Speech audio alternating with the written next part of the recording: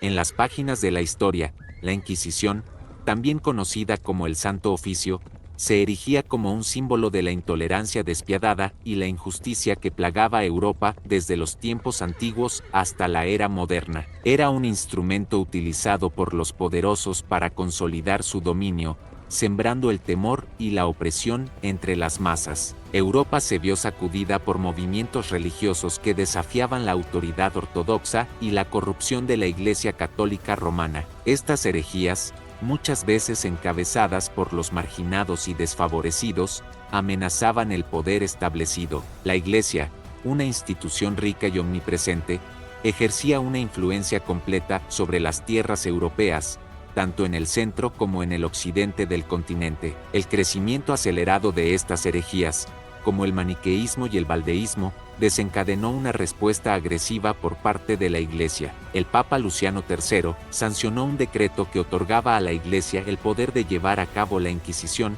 permitiendo que la autoridad eclesiástica acusara a individuos por su propia voluntad, sin necesidad de pruebas o testigos. Este período oscuro marcó una época de represión y terror, donde la Inquisición se cernía como un espectro sobre Europa, persiguiendo a aquellos que se desviaban de la norma establecida por la Iglesia. La brutalidad y la injusticia que acompañaron a la Inquisición resonaron a lo largo de los siglos, dejando una cicatriz indeleble en la historia europea. En tierras francesas, la Iglesia concibió una nueva institución con el propósito de sofocar la propagación de los herejes cátaros o albigenses, que estaban ganando terreno en el sur de Francia, los Pirineos y el norte de Italia. Desde sus inicios, la brutalidad de esta empresa era patente.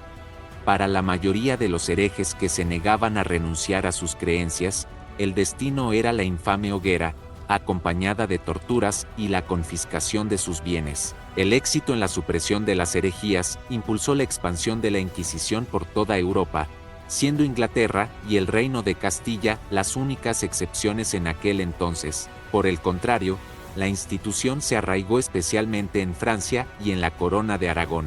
Es importante destacar que esta institución siempre contó con el respaldo, e incluso la imposición, por parte de la Iglesia misma. Los reyes y señores feudales carecían del poder que la Iglesia ostentaba en el orbe cristiano, y aunque en ocasiones intentaron resistirse a sus dictámenes, como cuando la monarquía aragonesa se opuso con escaso éxito a la prohibición de los libros de intelectuales. Con la unión de las coronas de Castilla y Aragón, a través del matrimonio de los reyes católicos, emerge una nueva era de poder monárquico autoritario. Isabel y Fernando, los nuevos monarcas, encarnan el ideal del príncipe absolutista que busca consolidar su dominio en sus respectivos reinos, aprovechando los conflictos con los conversos, judíos obligados a convertirse al cristianismo y que a veces mantenían sus antiguas prácticas religiosas.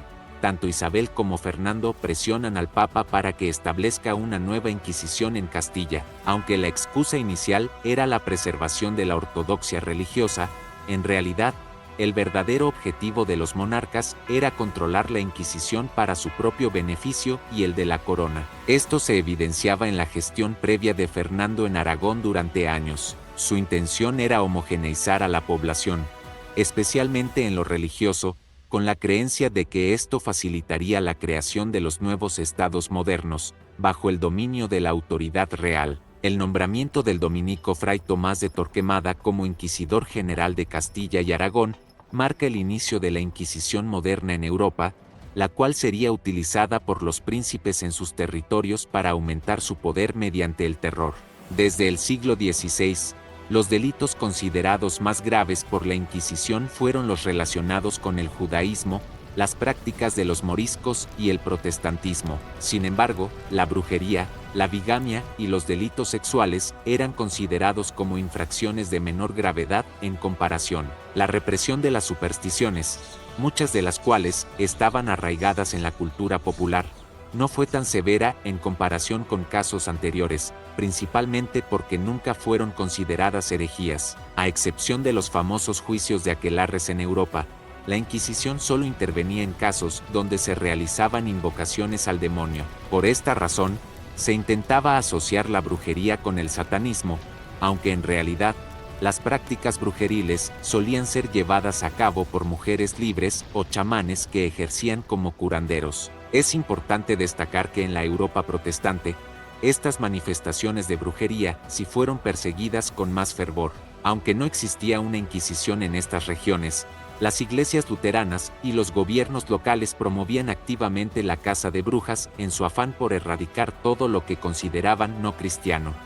En este fascinante video exploraremos un tema intrigante y controvertido, la Inquisición.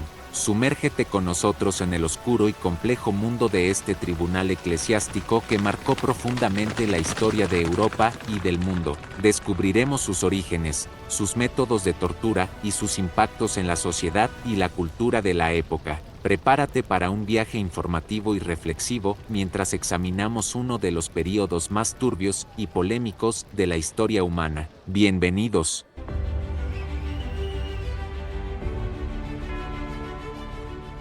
Los rituales sacramentales del catolicismo, como el bautismo, la confirmación, la comunión, la penitencia, el matrimonio, las órdenes sagradas y la extremaunción, constituían una parte fundamental de la práctica religiosa. Para ser reconocido como cristiano en gracia de Dios, era esencial cumplir con estos rituales, los cuales debían ser administrados por el clero católico para ser considerados válidos. La Iglesia cobraba una tarifa por la realización de cada sacramento, y aquellos que no podían costearla monetariamente debían ofrecer servicio a la Iglesia de Cristo de otras maneras. No obstante, algunos individuos notaron que el clero llevaba un estilo de vida cómodo, mostrando más interés en la adquisición de bienes lujosos que en cumplir con su deber de servicio. Cualquier crítica hacia este comportamiento era vista como una afrenta directa a la Iglesia y no se toleraba. Reconocer cualquier crítica habría requerido una reforma,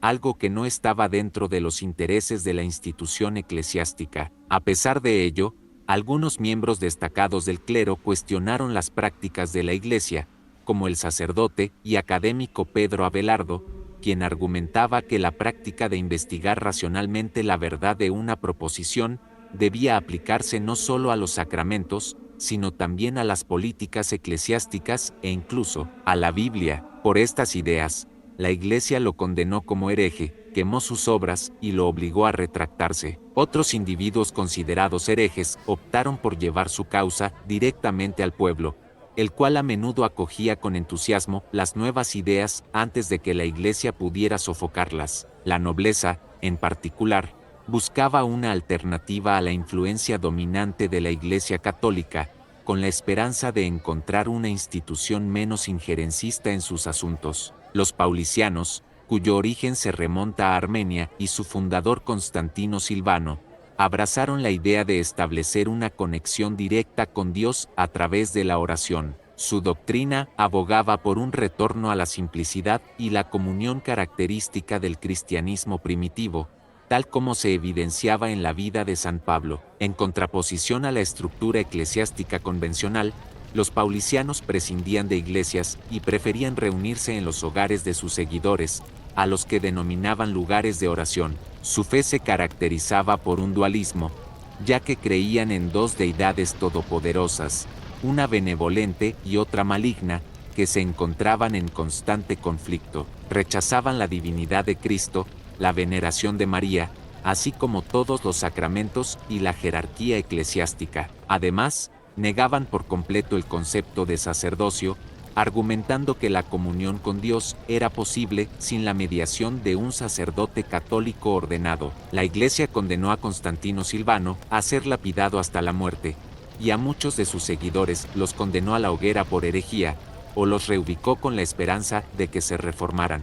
Los valdenses, una secta iniciada por Pedro Waldo en Lyon, Francia, surgieron como respuesta a la búsqueda de una conexión más profunda con Dios basada en las enseñanzas de Cristo. Waldo, un próspero comerciante, renunció a su riqueza y proclamó una doctrina de sencillez, pobreza y servicio a los demás. Antes de repartir su fortuna entre los necesitados, financió la traducción de la Biblia al provenzal, su lengua materna, y difundió el mensaje de Cristo directamente desde este texto. Waldo y sus seguidores criticaron los aspectos mundanos de la Iglesia, en especial la donación de Constantino, según el cual, al tiempo que se reconocía como soberano al Papa, se le donaba la ciudad de Roma, las provincias de Italia y todo el resto del Imperio Romano de Occidente, creándose así el llamado Patrimonio de San Pedro o los Estados Pontificios. Esto lo consideraban una contradicción directa de los preceptos de Cristo. También rechazaron la validez de varios sacramentos,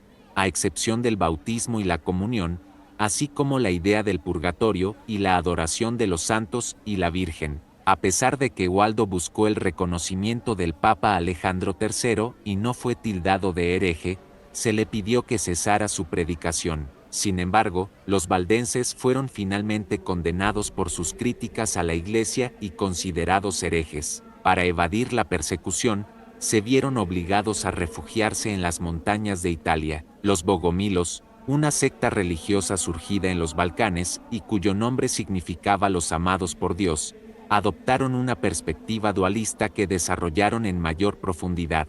Creían en la dominación del mundo por parte de una deidad maligna, y postulaban que el propósito de la vida era superar las tentaciones terrenales para alcanzar la liberación del cuerpo y regresar al reino puro de Dios. Rechazaban la divinidad de Cristo, la validez de los sacramentos y la estructura jerárquica de la Iglesia. No obstante, integraban más elementos del gnosticismo griego y del maniqueísmo. A pesar de la constante persecución por parte de la Iglesia, que intentó erradicarlos mediante diversas cruzadas, los fundamentos y la organización básica de los bogomilos persistieron, ejerciendo influencia en la herejía más destacada de la Edad Media, el catarismo. Los cátaros, movimiento religioso que surgió en la región de Occitania, en el sur de Francia, durante el siglo XII. La palabra cátaro proviene del griego kataros, que significa puro. Creían en la existencia de dos principios opuestos y eternos, el bien y el mal. Para ellos, el mundo material era malo y solo el espíritu era puro. Una de las creencias más destacadas de los cátaros era la de la reencarnación. Creían que las almas eran atrapadas en un ciclo interminable de reencarnaciones debido a los pecados cometidos en vidas anteriores. Creían en la existencia de un Dios bueno y un Dios malo, y que las almas humanas eran chispas del Dios bueno atrapadas en cuerpos corrompidos por el Dios malo. Los cátaros también eran conocidos por su rechazo a la Iglesia Católica y sus enseñanzas. Consideraban a la Iglesia como una institución corrupta, alejada de los verdaderos principios espirituales. Los líderes cátaros, conocidos como perfectos o buenos hombres, vivían una vida de austeridad y celibato, rechazando las riquezas materiales y las jerarquías de la Iglesia. El Papa Inocencio III otorgó a la campaña contra los herejes cátaros el estatus de cruzada. Fue la primera cruzada dirigida específicamente a cristianos herejes, en el sur de Francia. La cruzada albigense dejó un legado en la lucha por la autonomía y el reconocimiento de las identidades culturales en Europa, en la defensa de la libertad religiosa y la convivencia pacífica entre las diferentes creencias. Evervin, un monje de una abadía cerca de Colonia, narró en una carta dirigida a Bernardo, abad del Císter, el proceso judicial y la sentencia de dos individuos a los que se denunció como apóstoles de Satán. Estos individuos, sin lugar a dudas, eran cátaros, miembros de una secta cristiana disidente del sur de Francia durante un período de intensas transformaciones y reformas en la cristiandad occidental. Los cátaros se consideraban a sí mismos como los únicos herederos legítimos de la Iglesia Apostólica, acusando a la jerarquía católica de haber abandonado el ideal de vida de las primeras comunidades cristianas. Según el relato de Evervin, estos apóstoles de Satán lograron reclutar seguidores en toda la región,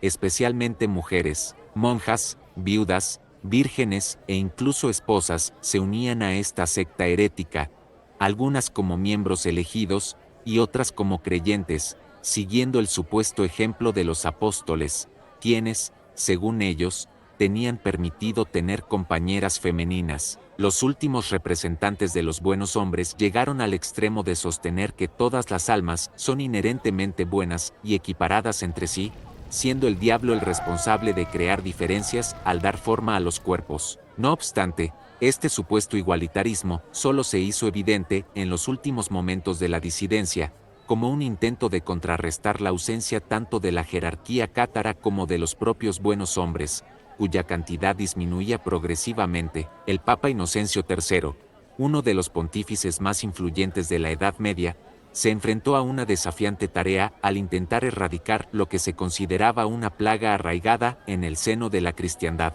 el catarismo, que había surgido en varios rincones de Europa en los últimos siglos. La expansión veloz de las comunidades cátaras, vistas como herejes, se convirtió en una preocupación de gran envergadura tanto para el papado como para la Iglesia de Roma. Desde el principio, Inocencio proporcionó orientación a los príncipes cristianos sobre cómo debían enfrentar a los cátaros. Estableció que cualquier individuo que recibiera, defendiera o favoreciera a estos herejes sería inmediatamente considerado infame, quedando excluido de cargos públicos y sin derecho a heredar. Si ocupaba un cargo judicial, sus sentencias serían anuladas. Si era clérigo, sería degradado y despojado de todos sus cargos y beneficios eclesiásticos. Además, los bienes pertenecientes al hereje serían confiscados sin excepción. Entonces, surgió la gran idea de la Inquisición, como un sistema judicial implementado por la Iglesia Católica,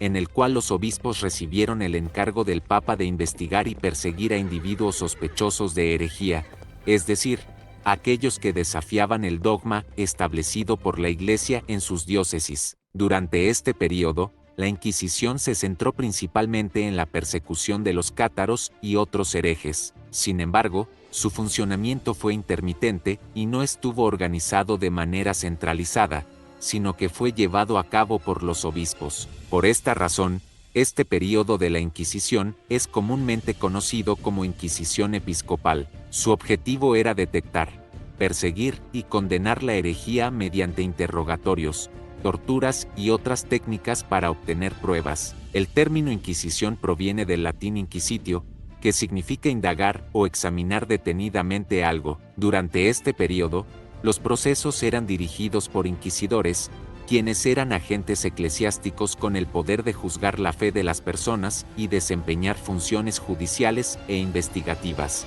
En casos en los que se imponían penas de muerte, la ejecución de la sentencia estaba a cargo de las autoridades civiles. La cantidad exacta de personas que fueron condenadas a muerte en la hoguera por orden de la Inquisición o que fueron sometidas a torturas físicas para obtener confesiones de herejía sigue siendo desconocida. Además de las pérdidas humanas, se impuso la prohibición y destrucción de libros considerados heréticos. El Papa Gregorio IX promulgó la Bula Excommunicamus, que estableció la creación de tribunales eclesiásticos y el nombramiento de los primeros inquisidores directamente subordinados a la autoridad papal, mayormente frailes dominicos y franciscanos. A este conjunto de instituciones se le conoce comúnmente como Inquisición papal o pontificia. Con el tiempo, la Inquisición papal amplió su persecución a otros grupos considerados herejes y a casos de presunta hechicería en varias regiones de Europa, incluyendo Francia, Italia y Alemania. La difusión de manuales inquisitoriales, como la práctica de la Inquisición de Bernardo Gui, contribuyó a la estandarización de los procedimientos. Los tribunales de la Inquisición papal en la Edad Media estaban presididos por un inquisidor designado como delegado del Papa. Los procesos por herejía podían iniciarse sin necesidad de una acusación formal, bastando simplemente con una sospecha para dar comienzo a las investigaciones. El inquisidor ofrecía al sospechoso la oportunidad de confesar su culpabilidad bajo juramento y de proporcionar información sobre otros posibles implicados, lo que ampliaba el espectro de personas sujetas a investigación e interrogatorio. Estos procesos judiciales solían llevarse a cabo en secreto, y el sospechoso no disponía de asistencia legal o defensa, aunque se mantenía un registro escrito de las actuaciones, a cargo de un notario. A partir de la Bula Ad Extirpanda, promulgada por el Papa Inocencio IV, se autorizaba al inquisidor a emplear la tortura para obtener confesiones, una tarea que solían llevar a cabo asistentes laicos. Durante el proceso, Los sospechosos solían permanecer encarcelados, mientras el inquisidor interrogaba a testigos y consultaba con expertos legales. Las sentencias contra aquellos hallados culpables de herejía se anunciaban en una homilía pública. Aquellos que mostraban arrepentimiento podían recibir penitencias religiosas, portar cruces amarillas en su vestimenta como estigma, o ser condenados a prisión. Quienes se negaban a retractarse eran sentenciados a morir en la hoguera y entregados a las autoridades seculares para su ejecución. Los bienes del condenado eran confiscados y destinados a cubrir los gastos del proceso y de la ejecución. No obstante, su infame reputación en la historia no se limita únicamente al número de víctimas que dejó a su paso en Europa, sino también al uso de una variedad de métodos de tortura diseñados para extraer confesiones de personas acusadas de homosexualidad, brujería o blasfemia. Entre estos métodos se encontraban instrumentos extremadamente crueles como el potro, utilizado para estirar los miembros del acusado, y el castigo del agua, que inducía una sensación de ahogamiento en el reo. En España, todos estos métodos cesaron de emplearse el 4 de diciembre de 1808, fecha en que Napoleón Bonaparte abolió la Inquisición. Dos frailes arribaron a Sevilla con el propósito de investigar a los conversos que practicaban secretamente el judaísmo. Este fue el inicio del primer tribunal del Santo Oficio,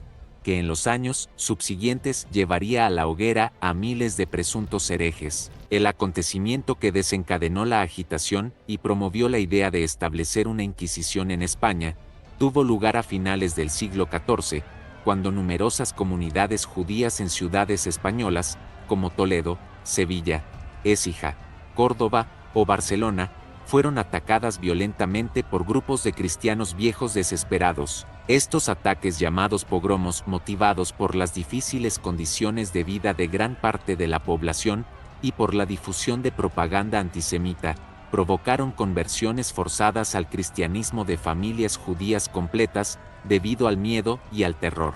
Una masa incontrolada de gente destrozaba la puerta de entrada al Cal, o barrio judío de Barcelona, y se dedicaron al saqueo de las casas, de los obradores, de los comercios y de las sinagogas del barrio. Asesinaron personas que no se habían podido refugiar, y que se habían resistido a ser conducidas a los templos cristianos con el propósito de bautizarlas a la fuerza. En el transcurso de aquella trágica jornada, más de 300 personas murieron asesinadas, y más de 3.000 fueron brutalmente agredidas y forzadas a bautizarse en la fe cristiana. Los atacantes obturaron los pozos y las cisternas de la judería con los cadáveres de las víctimas. El barrio quedó absolutamente devastado. Así surgieron los cristianos nuevos o conversos, antiguos judíos que accedieron a ser bautizados y adoptar la fe cristiana, pero que no fueron aceptados por la mayoría de la población de cristianos viejos. De hecho, surgió una corriente de opinión despectiva hacia los conversos,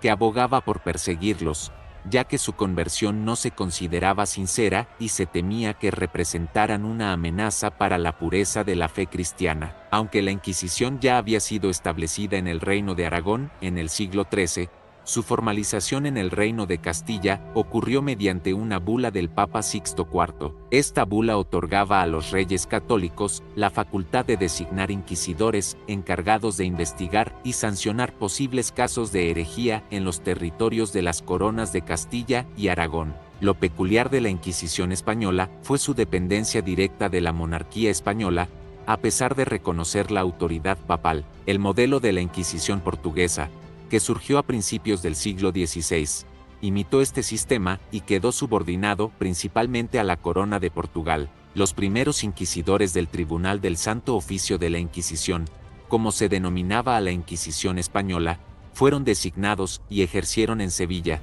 donde se llevó a cabo el primer auto de fe al siguiente año, condenando a 6 personas a morir en la hoguera. Los autos de fe eran ceremonias públicas en las que los acusados podían retractarse de sus presuntas faltas o ser entregados a la autoridad secular para su ejecución. El principal blanco de los inquisidores eran los judíos conversos y sus descendientes, quienes, a pesar de haber adoptado el cristianismo, se sospechaba que seguían practicando en secreto rituales religiosos judíos. El Papa concedió autorización a la monarquía española para designar un inquisidor general, quien posteriormente lideró el Consejo de la Suprema Inquisición, conocido como la Suprema. El primer inquisidor general fue Tomás de Torquemada, y durante su mandato se estima que alrededor de 2000 personas fueron condenadas a morir en la hoguera. A principios del siglo XVI, los musulmanes que permanecían en España fueron obligados a convertirse al cristianismo, lo que desencadenó la persecución de los conversos conocidos como moriscos, sospechosos de mantener su fe islámica en secreto. El acoso contra los conversos alcanzó su punto más álgido en Andalucía, especialmente en Sevilla, donde existía una significativa comunidad de conversos. El dominico fray Alonso de Ojeda llevó a cabo intensas predicaciones anticonversas en la capital andaluza, instando a los reyes a intervenir de manera decisiva para erradicar completamente a aquellos malos cristianos que seguían prácticas judaicas en secreto. Durante la estancia de la reina Isabel en Sevilla, Ojeda presentó presuntas pruebas de la persistencia de prácticas judaicas entre los conversos y solicitó una investigación exhaustiva. Inicialmente, Isabel y Fernando apoyaron una campaña de predicaciones evangelizadoras dirigidas por el confesor real Fray Hernando de Talavera, que exhortaba a los conversos a abandonar definitivamente sus prácticas judías. Sin embargo, al no lograr resultados satisfactorios, los monarcas optaron por una medida más enérgica: establecer en Sevilla el primer tribunal de la Inquisición. Aunque Sixto IV otorgó la bula que permitía la creación de un tribunal inquisitorial en Sevilla, los monarcas no la pusieron en práctica hasta 2 años más tarde. Fue entonces cuando enviaron a la ciudad andaluza a los primeros inquisidores. El gobernador de Sevilla, Diego de Merlo, presentó ante una sesión del Cabildo Municipal, donde figuraban conocidos conversos, la carta de la reina Isabel que ordenaba dar alojamiento a los 3 inquisidores. La orden, que también incluía a Jerez y Córdoba, simplemente indicaba que lo que llevaban los inquisidores a Sevilla era conforme al servicio real, sin entrar en detalles. Solo el asistente conocía el verdadero propósito de los comisionados reales, que era indagar y hacer pesquisas contra las personas que no guardan y mantienen nuestra santa fe, y por lo tanto estaba advertido de que podría suceder que algunas personas, al saberlo, intentaran provocar disturbios en la ciudad. La reina era consciente de que la misión de los inquisidores podría provocar 2 tipos de reacciones: o generar una resistencia violenta por parte de los conversos sevillanos, o impulsar una corriente de huida hacia el reino musulmán de Granada. Para prevenir ambos escenarios, era necesario castigar el mal y evitar su propagación mediante una estrategia discreta, manteniendo en secreto la formación del tribunal hasta el momento adecuado. Las predicciones de la reina se realizaron exactamente como ella había previsto. Una vez que el Cabildo de Sevilla aceptó dar alojamiento a los inquisidores, el doctor Ruiz de Medina explicó detalladamente ante los presentes la voluntad de los reyes de llevar a cabo investigaciones justas y santas, para castigar a los malvados y tratar bien a los buenos. Todos los presentes manifestaron su disposición a obedecer. Sin embargo, los regidores y jurados conversos que escucharon las palabras del asesor real se sintieron extremadamente preocupados. Según la leyenda, poco después, Pedro Fernández Benadeva, el influyente administrador de la hacienda catedralicia, Abolafia el perfumado encargado de las aduanas, Alemán Pocasangre el mayordomo de la ciudad, y otros conversos ricos y poderosos se reunieron para deliberar en casa de uno de ellos, Diego de Susán. Discutieron sobre las nuevas amenazas que se cernían sobre sus vidas, perturbando su tranquilidad habitual y poniendo en riesgo sus negocios y su libertad de movimiento. Surgieron 2 posturas: una que abogaba por organizar una conspiración y defenderse armadamente en caso de que la acción inquisitorial se llevara a cabo, y otra que prefería actuar con prudencia, que algunos podrían interpretar como cobardía inherente a los conversos. Al final, los presentes decidieron esperar los acontecimientos,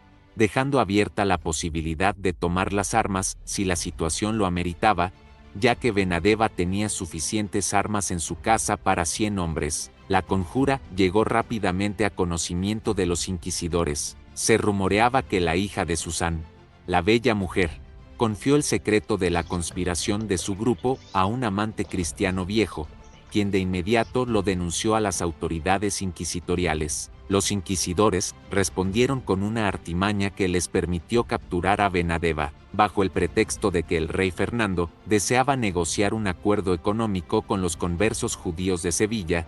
Hicieron llamar a Benadeva al convento dominico de San Pablo. A pesar de sus sospechas, Benadeva acudió a la convocatoria hecha en nombre del monarca, aunque se hizo acompañar de un grupo de hombres a caballo. Sin embargo, los frailes solo permitieron la entrada al convento de Benadeva. En ese momento, ante una señal previamente acordada, hombres armados salieron de todas partes y lo arrestaron. El hecho de que los inquisidores emplearan un engaño para detenerlo demuestra el poder y la influencia que representaba Benadeva, aunque a partir de ese momento, no le sería de ninguna utilidad.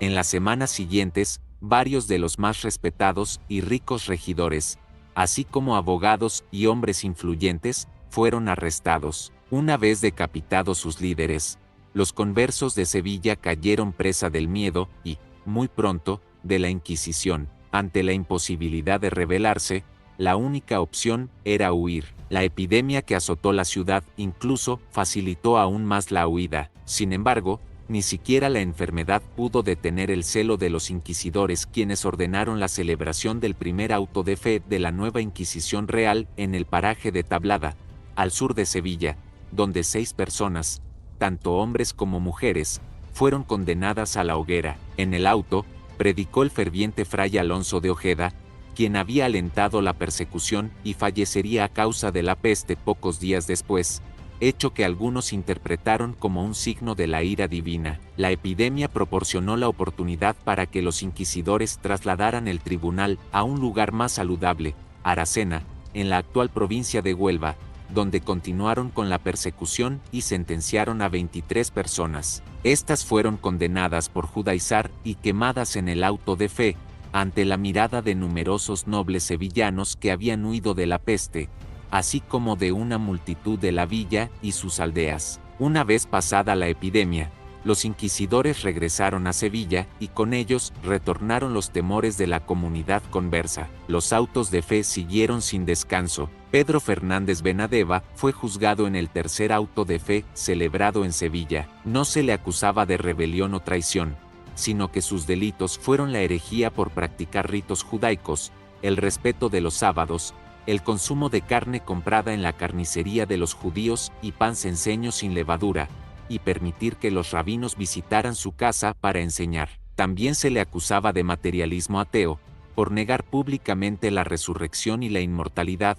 afirmando que no había otra vida más allá de la presente, ni otro paraíso que disfrutar en este mundo. A pesar de negar hasta el final que era un fiel cristiano, Benadeva fue condenado con toda la severidad de la justicia inquisitorial, que incluía la excomunión, la confiscación de sus bienes, esclavos, propiedades y tierras, y la entrega al brazo secular para su ejecución. Su trágica muerte causó regocijo en gran parte de la población, al punto de que años después de su ejecución, en Sevilla se recitaban canciones que hacían alusión a su muerte en la hoguera. Después de los primeros escarmientos, muchos otros conversos sufrieron la misma suerte. Los inquisidores, que habían establecido su prisión en el castillo de Triana, emitieron un edicto de gracia en el que se ofrecía perdón a aquellos que confesaran sus pecados en un plazo de 2 meses. Durante ese periodo, la cárcel se llenó de judeo-conversos. Continuaron los autos de fe, uno especialmente notable,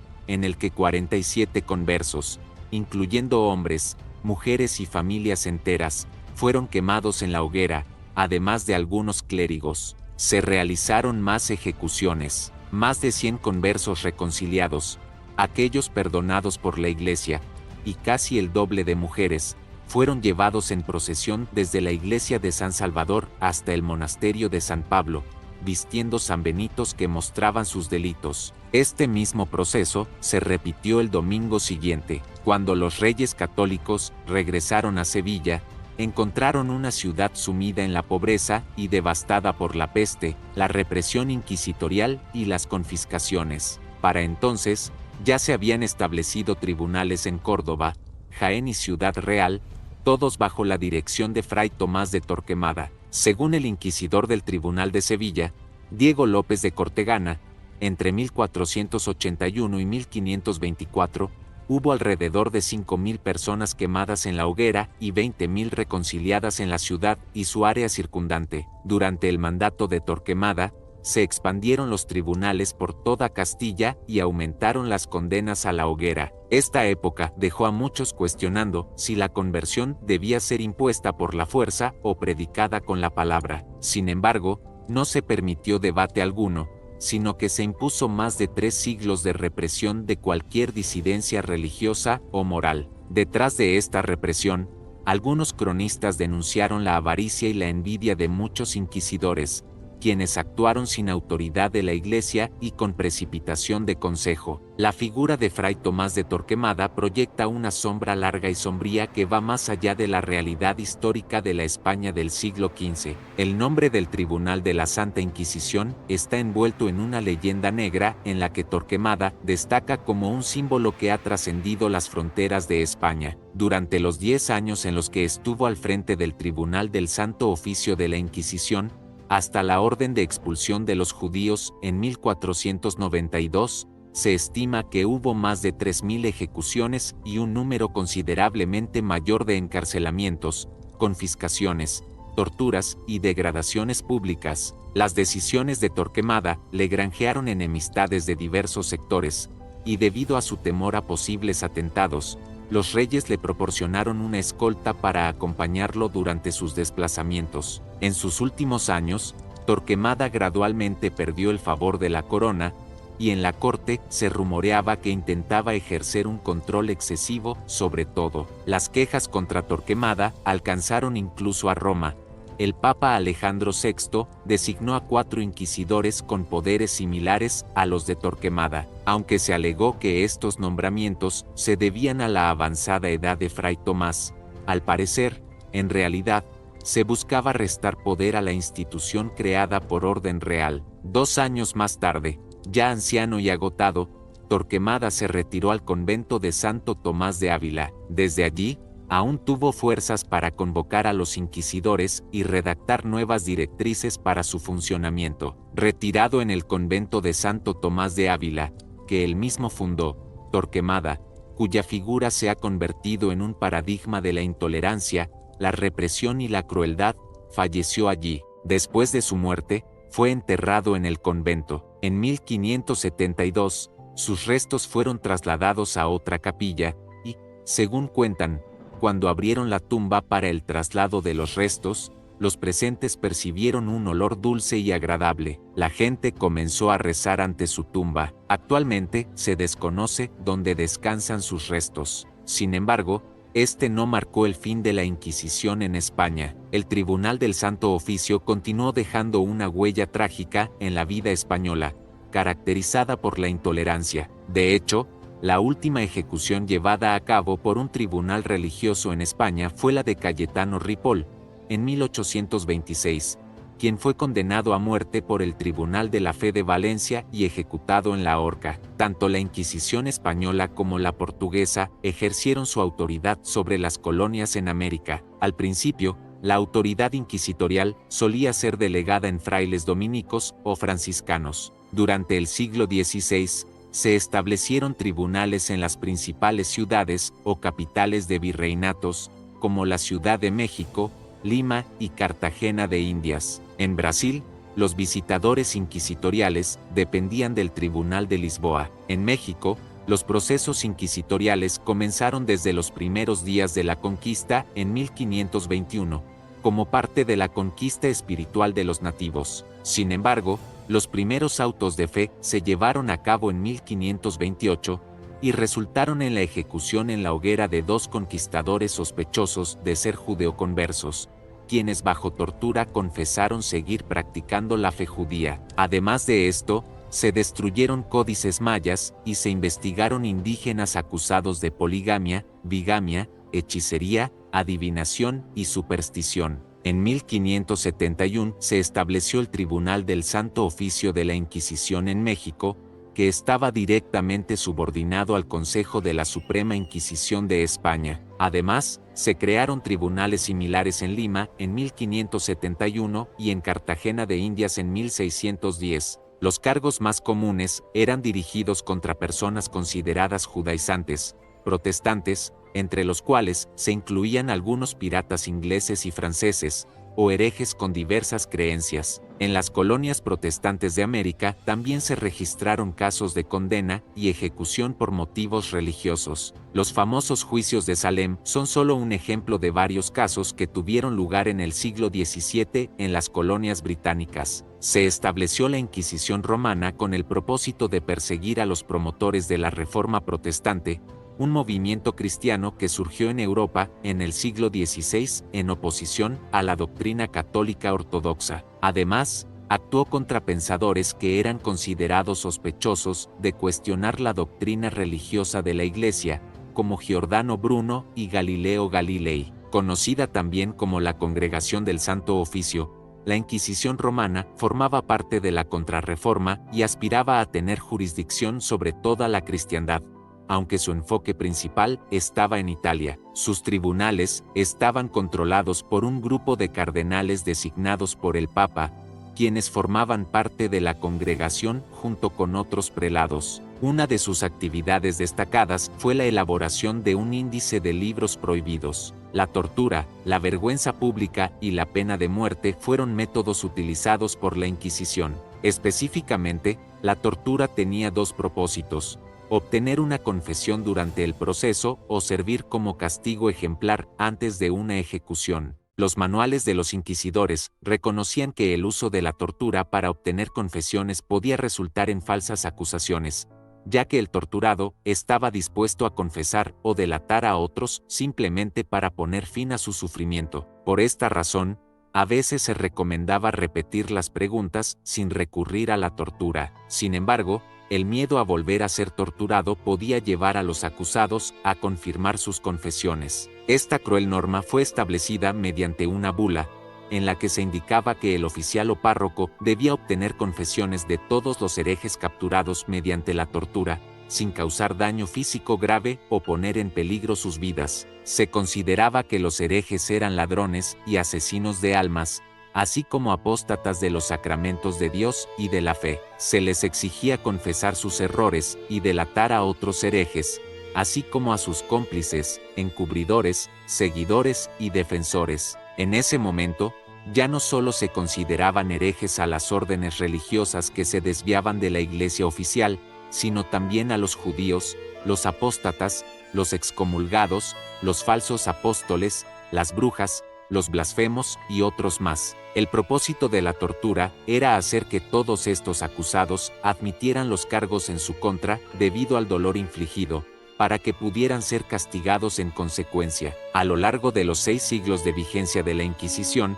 se diseñaron una variedad de instrumentos con este fin. Si los acusados resistían el proceso sin confesar, se suponía que debían ser liberados y considerados inocentes. Según el principio legal, habían superado la prueba y merecían ser absueltos. Sin embargo, en la mayoría de los casos, los acusados terminaban diciendo cualquier cosa para poner fin al horror de la tortura. Entre las torturas más comunes y crueles tenemos el potro, una de las máquinas de tortura más conocidas de la Edad Media. Su sencillez, su facilidad de construcción y, finalmente, su efectividad a la hora de lograr que el reo confiese, hizo que fuera una de las máquinas más famosas durante aquella época, y no solo en el ámbito religioso. Se llamaba así al caballete o potro triangular sobre el que se ponía a los acusados que no querían confesar. El potro era empleado también por la justicia ordinaria en la aplicación del tormento. Su funcionamiento era simple, pero eficaz. Para causar el mayor dolor posible al preso, se le ubicaba sobre una mesa que contaba con 4 cuerdas, cada una de ellas para atar sus brazos y piernas. Las cuerdas de las muñecas estaban fijas a la mesa y las de las piernas se iban enrollando a una rueda giratoria. Cada desplazamiento de la rueda suponía una extensión de los mismos. El dolor que producía en los huesos era sumamente insufrible y, si las vueltas a aquella maléfica rueda eran demasiadas, podía provocar el desmembramiento de las extremidades. Usualmente, Este tormento duraba varias vueltas y buscaba amedrentar al preso. Posteriormente, se paraba la máquina y se instaba a la víctima a hablar. Si no aceptaba, se continuaba hasta que lo hiciese. Este duraba presuntamente varios días y, tras él, el reo solía fallecer. Fuera como fuese, la víctima podía ser cruelmente estirada hasta 30 centímetros. El aplastapulgares era un instrumento metálico en el que se introducían los dedos de las manos y los pies. A continuación, mediante un tornillo, se le daban varias vueltas hasta que los apéndices acaban totalmente destrozados. Tenía un origen veneciano y la mayoría de los textos lo definen como un utensilio sencillo, pero sumamente doloroso. Por otro lado, el tormento del agua era uno de los más imaginativos. Su utilidad era tal que, en la actualidad, algunas agencias de inteligencia lo siguen utilizando. Contaba con varias versiones, pero la más básica consistía en tumbar a la víctima sobre una mesa, atarle las manos y los pies, taparle las fosas nasales y, finalmente, introducirle una pieza de metal en la boca para evitar que la cerrase bruscamente. A continuación, le vaciaban litros de agua en la garganta. La sensación de ahogamiento era insoportable y, en muchas ocasiones, hacía que la víctima se quedase inconsciente. La muerte usualmente ocurría por distensión o ruptura del estómago. Con el paso de los años, esta tortura se fue perfeccionando hasta el punto de lograr una sensación totalmente horrible en la víctima. Esta se lograba, principalmente, introduciendo un trapo de lino hasta su garganta y echando agua a través de él. El agua se filtraba gota a través del húmedo lienzo, y a medida que se introducía en la garganta y en las fosas nasales, la víctima, cuya respiración era a cada instante más difícil, hacía esfuerzos por tragar aquella agua y aspirar un poco de aire, más a cada uno de sus esfuerzos que imprimían a su cuerpo una convulsión dolorosa. Una de las muertes más crueles por este método se sucedió a finales del siglo XVI. Un hombre que fue acusado de ser un hombre lobo y poseído por un demonio. El verdugo vació un volumen de agua tan grande en la garganta de la víctima, que su barriga se expandió y se puso dura poco antes de que muriera. La pera, oral, vaginal o anal, era un instrumento de tortura, tenía horma de pera, estrecho en una punta y ancho en la otra, y se introducía en la boca, la vagina o el ano de la víctima. La oral se aplicaba a los predicadores heréticos y reos de tendencias antiortodoxas, la vaginal a las mujeres culpables de relaciones con Satanás o con uno de sus familiares, y la anal a los homosexuales pasivos. Una vez en el interior, comenzaba el suplicio, pues se abría mediante un tornillo, generando un dolor inmenso en el preso. Además del dolor que causaba cuando se abría, en sus paredes exteriores contaba con unas púas que desgarraban el interior del afectado, provocando severas hemorragias. La garrucha, al igual que el del potro, era bastante sencillo y no requería de un gran equipamiento técnico, pero no por ello era menos dolorosa. La tortura consistía, simple y llanamente, en atar las manos del preso por detrás de su espalda. A continuación, se alzaba a la víctima varios metros del suelo tirando de sus muñecas mediante un sistema de poleas. Una vez en alto, llegaba el castigo. Finalmente, se le dejaba caer. La longitud de la cuerda estaba medida para que no se golpeara con el suelo, pero la sacudida le dejaba descoyuntado. El descenso hacía que todo el peso del cuerpo de la víctima se sustentase en los brazos, algo sumamente doloroso. Este procedimiento provocaba desgarramientos en el húmero y dislocaba la clavícula. Después se preguntaba al prisionero si quería confesar sus pecados a la Santa Inquisición. Si así lo hacía, el tormento se daba por finalizada. En caso contrario, volvía a empezar, aunque de una forma un poco más dolorosa. En esa posición, hierros de aproximadamente 45 kilogramos eran atados a los pies. La cuña de Judas era un artilugio que estaba formado por dos elementos. El primero era un sistema de poleas que permitía alzar a una persona en el aire. El segundo, una pequeña pirámide de madera cuya punta estaba sumamente afilada. La tortura consistía en levantar a la víctima en el aire y dejarla caer repetidamente y con fuerza sobre la base del artefacto para que su ano, vagina o escroto se desgarrasen. El verdugo, además, podía controlar el dolor que sufría el afectado controlando la altura a la que se ubicaba el prisionero. Una curiosa variante de la cuna de Judas se llevaba a cabo utilizando agua y ubicando al afectado totalmente atado apoyado con varios pesos en los pies sobre la pirámide. Era un tratamiento frecuentemente utilizado contra las mujeres acusadas de ser brujas. En el juicio por agua contra las brujas, se suponía que el agua, siendo un elemento inocente y puro, haría flotar a la víctima si era inocente, pero si era culpable, entonces se hundiría, lo cual evidentemente siempre sucedía, pues nadie podía flotar en esa posición. La doncella de hierro era uno de los castigos más crueles, aunque se sospecha que no llegó a utilizarse de forma tan usual como el potro debido a su severidad.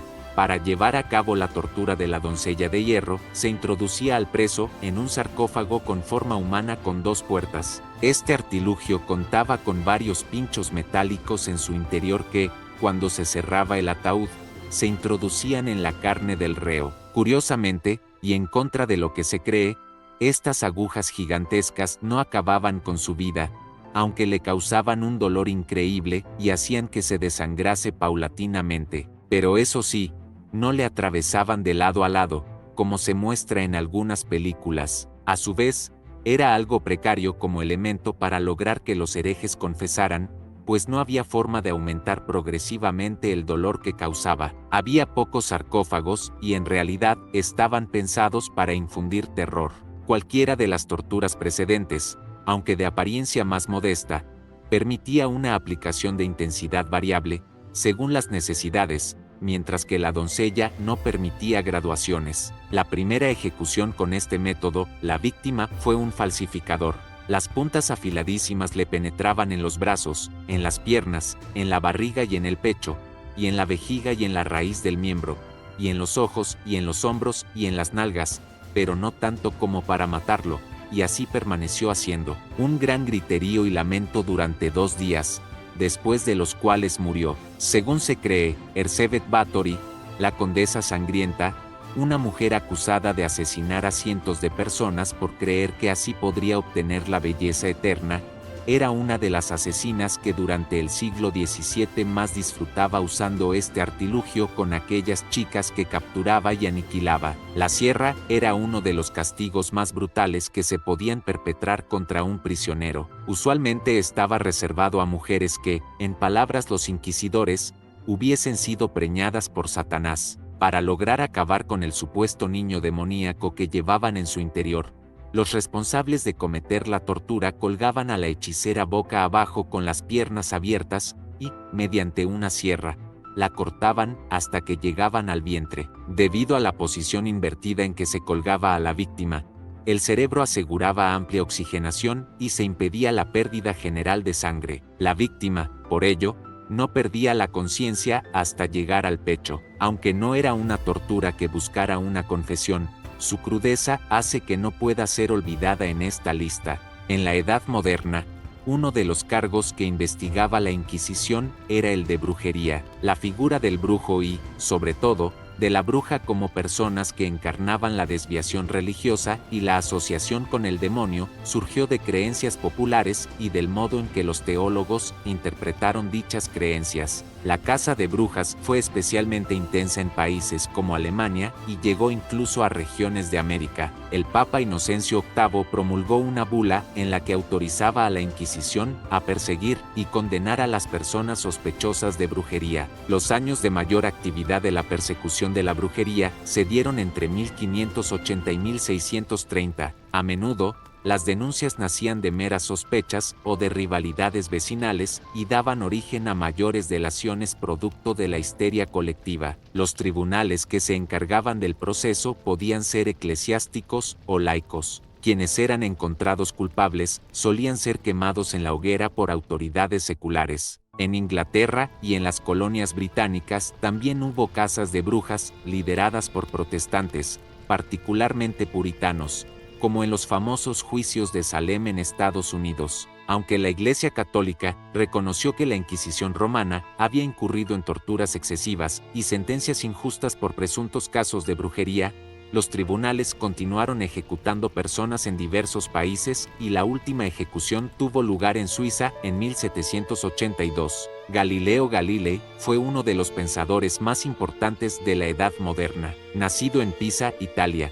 se dedicó a las matemáticas, la astronomía, la física y contribuyó además a sentar las bases del método científico. Mediante la utilización del telescopio, realizó observaciones astronómicas que le permitieron concluir que Nicolás Copérnico había tenido razón cuando afirmó que la Tierra no era el centro del universo, sino que giraba alrededor del Sol, lo que se conoce como teoría heliocéntrica. Esta afirmación iba en contra de la doctrina de la Iglesia, que defendía el modelo geocéntrico que planteaba que todos los astros giraban en torno a la Tierra. La teoría heliocéntrica fue considerada herética y Galileo fue convocado a Roma por la Inquisición. Fue interrogado, considerado sospechoso de herejía y debió retractarse de sus ideas. Fue sentenciado a prisión perpetua y pasó los últimos años de su vida encerrado en su casa de Florencia. Un caso célebre conducido por un tribunal eclesiástico durante la Edad Media fue el proceso contra Juana de Arco, una joven campesina de comienzos del siglo XV que encabezó tropas del ejército francés en su lucha contra los ingleses y facilitó que Carlos VII fuera coronado rey de Francia.